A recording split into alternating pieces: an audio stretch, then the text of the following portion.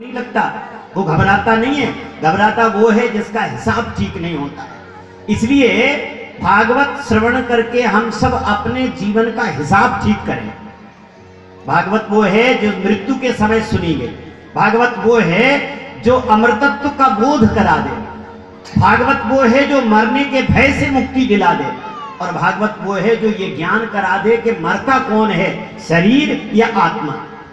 अगर मैं नहीं मरता हूं, आत्मा नहीं मरती है, तो आत्मा मैं हूं और मैं नहीं मरता हूं, ऐसा जो ज्ञान कराए वही तो भागवत है। और अगर हम मरने से डरते ही रहे तो फिर भागवत सुनी ही क्या है।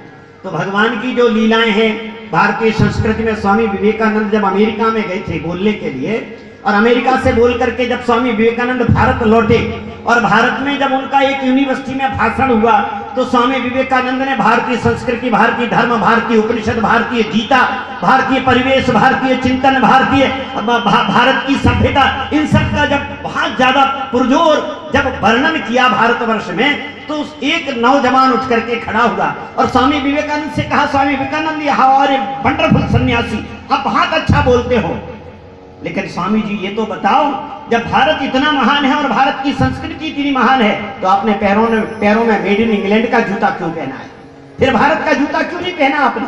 तो स्वामी विवेकानंद ने कहा, शाबाश, और नौजवान तूने कुछ पूछने की हिम्मत तो की है, लेकिन मैं तुम्हें यह बता देना चाहता हूं तुम्हारे माध्यम से सारे विश्व के लोगों को कि मैंने पाश्चात्य संस्कृति का जूता पैरों के नीचे दबा के रखा है और भारत का साफा सिर पर बांध के रखा है।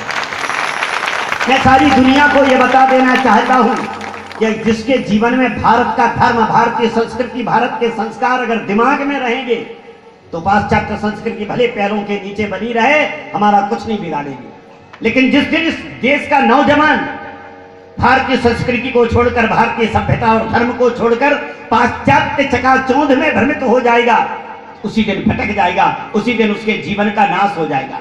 इसलिए हम सब लोग चाहे शौक से ही सही, लेकिन हम अगर किसी धर्म से जुड़ते हैं, संस्कृति से जुड़ते हैं, भागवत से जुड़ते हैं, तो इसमें हमको यश भी मिले और हमारे संस्कार भी सुधरे, और हम अपने संस्कारों से अगर महान होते हैं। इसलिए ध्यान रहे, इस देश ने चित्त नहीं चरित्र पूजा है। और किसी राइटर ने लिखा है, wealth is loss, nothing is loss, health is loss, something is loss, character is loss, everything is loss. हमारे जीवन में धन चला जाए बहुत कुछ बात नहीं है, फिर कमा लेंगे। शरीर का स्वास्थ्य चला जाए तो उसे चिंता करनी चाहिए, डॉक्टर वैद्य को दिखाना चाहिए, लेकिन जिस व्यक्ति का चरित्र चला गया, character is loss, everything is loss. जिस व्यक्ति के चरित्र नहीं है उस व्यक्ति की पूजा नहीं होती है। भारत में चरित्र को महान बनाने के लिए धर्म है, भारत में चरित्र को सुधारने के लिए भागवत है। इसलिए आप भले ही किसी से भी कथा सुन रहे हैं, लेकिन वो आपको जो सुनाएगा वो धर्मयुक्त तो सुनाएगा। जो भागवत में है वो हम सबके जीवन को श्रेष्ठ बनाने के लिए है। और इसलिए हम जो सुनते हैं, देखो हम जैसे कहते हैं कभी कभी, अच्छा एक बात बताओ, आप बस में बैठे कभी क्या, बोलो ना, टिकट ले लिया, बस में बैठ गए, ठीक है, बस चली तो कभी नींद आई?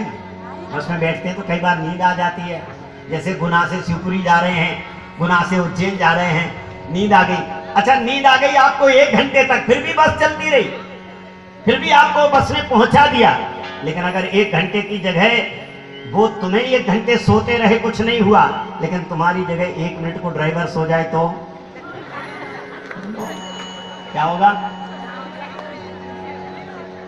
उज्जैन नहीं, ऊपर ही पहुंच जाओ, है ना? तो ध्यान रहे, आदमी सोया रहे कोई बात नहीं, ड्राइवर जगता रहना चाहिए।